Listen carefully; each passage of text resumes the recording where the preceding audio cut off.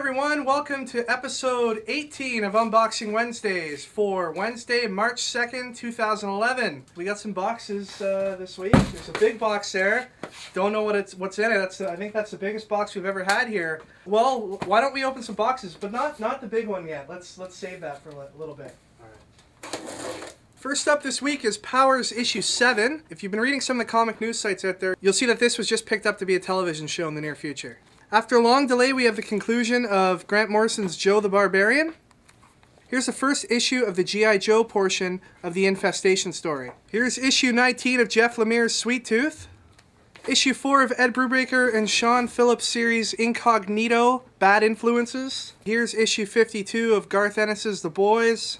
Here's a new comic from Image called Carbon Gray, and it's got some really nice artwork both on the cover and on the interiors. This is the first cover, and here's the second cover, and here's an example of some of the art you'll find inside.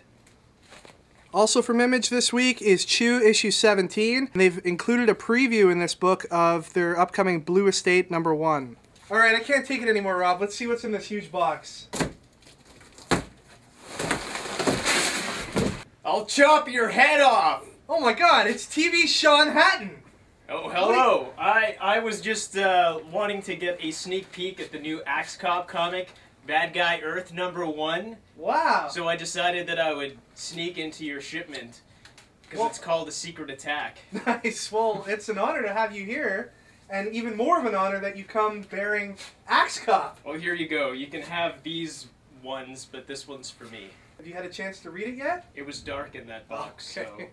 And it doesn't help that you have sunglasses in the box. So. Cop glasses aren't good for reading, I guess. They're good for secret attacks and sneaking into bad guys' homes at night. And chopping heads off. And chopping heads off. Nice. Thanks, Rob. But they're not so good for reading comics. Issue 1 of Axe Cop, Bad Guy Earth. Axe Cop is the smash hit web series that we've all been reading. This story is available in comic form only. You won't be able to view it in webcomic form. And the great thing about it is this is Axe Cop in color. We've got some great colored pages here. If you're wondering if the colored panels work for the Axe Cop series, if you're used to reading it in black and white, it really, really works. It's done very well. Great coloring job by the team that worked on this. Once again, Axe Cop delivers. This is probably the funniest thing I've read all 2011. The story goes off in so many different hilarious tangents that you could literally make a 10-year run of comics just out of the things that happen in the first issue. How they're going to tie it all up in 3 issues, we don't know, but we bet it's going to be amazing.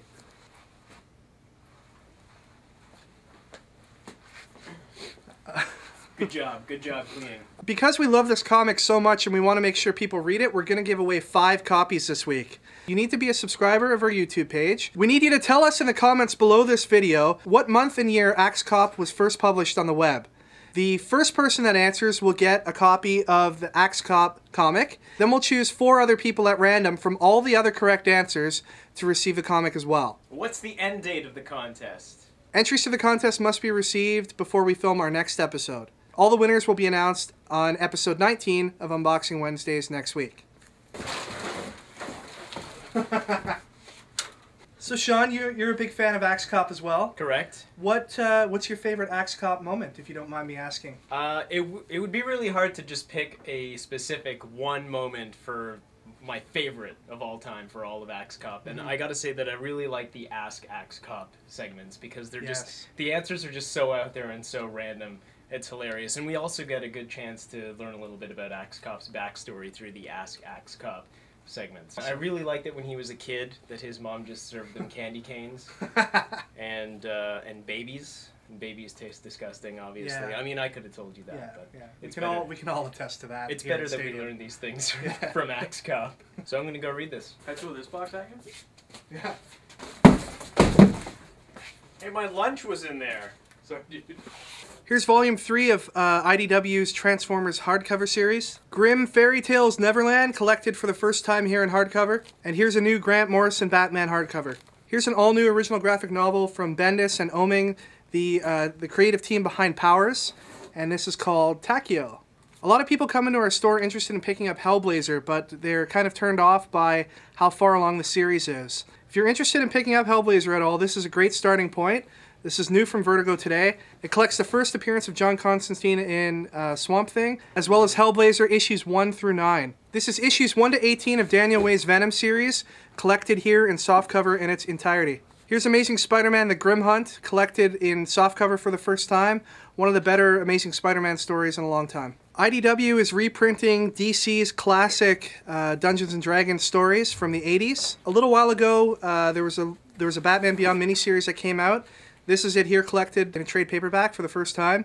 It kind of takes place concurrently with the series. It doesn't say if it's before or after, but it's all new. And it had kind of mixed reviews, but we thought it was not too bad here. And this is issue 3 of the new Batman Beyond ongoing series. Here's Green Lantern issue 63. And this is the variant cover. Here's Brightest Day issue 21. And this is the 1 in 10 variant cover for that. DC Universe Online Legends issue 3. Here's a one-shot giant-size Atom written by Jeff Lemire. This is a conclusion of the Atom stories that were appearing in Adventure Comics. Batman Streets of Gotham issue 20.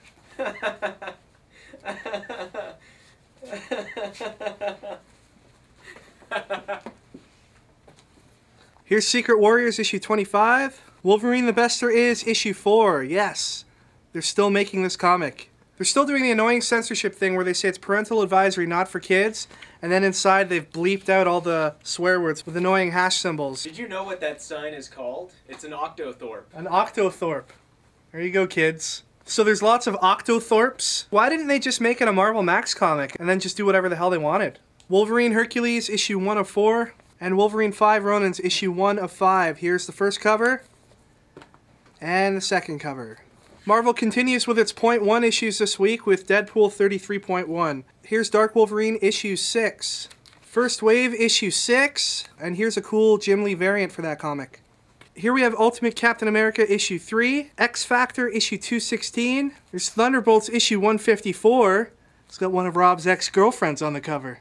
Here's a new Marvel Zombies Supreme miniseries. This is issue 1 of 4. And here's a new Annihilators miniseries. This is issue 1 of 5, the first cover. And here's the second cover. We've got some second printings to show you this week. Here's Amazing Spider-Man 651, 652, and Iron Man 500. Also, we just want to remind you this week to vote on bleedingcool.com's website. They're currently holding a poll to decide who gets Comic Store of the Year. What we need you to do is go to tinyurl.com/votestadium. Scroll down to where it says Comic Shop Least Likely to be Mistaken for the Android's Dungeon. Click the radio button next to Stadium Comics in Brampton, Ontario. And then click the vote button. Marvel's giving away these free Fear Itself sketchbooks this week, so go into your local comic shop. They should have a bunch of these.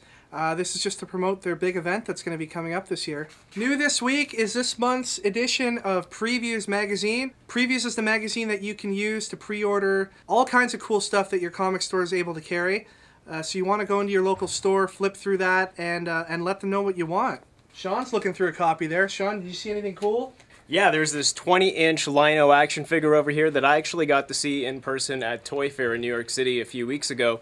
I actually went there for the Electric Playground, and if you watch the Electric Playground on Friday, you should watch it every day, but if you watch it on Friday, you'll get to see my interview with the guys from Mezco, and they've got Lino, Scott Pilgrim, they've got a bunch of other cool stuff. They've got Little Big Planet, they've got South Park, but their main thing, their big thing was the giant Lino.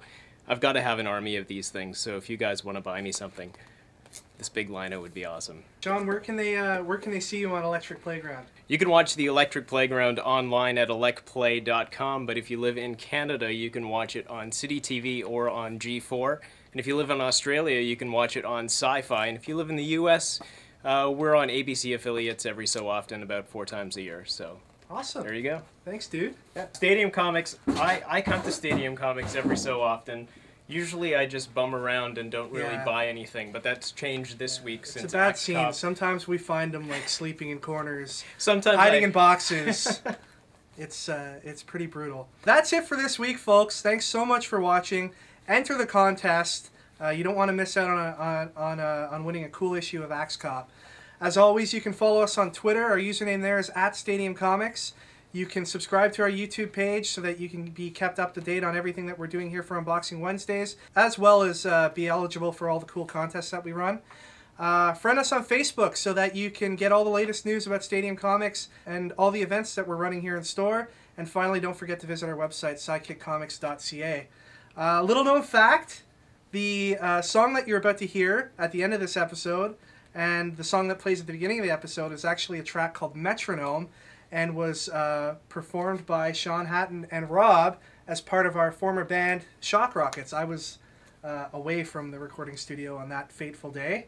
Yeah, we used to practice every Friday, and I guess that day it was just me and Rob for whatever reason. Clearly, I had more important things to do. I don't know. Exactly. But anyway, it's a kick-ass song, and you're going to hear it now.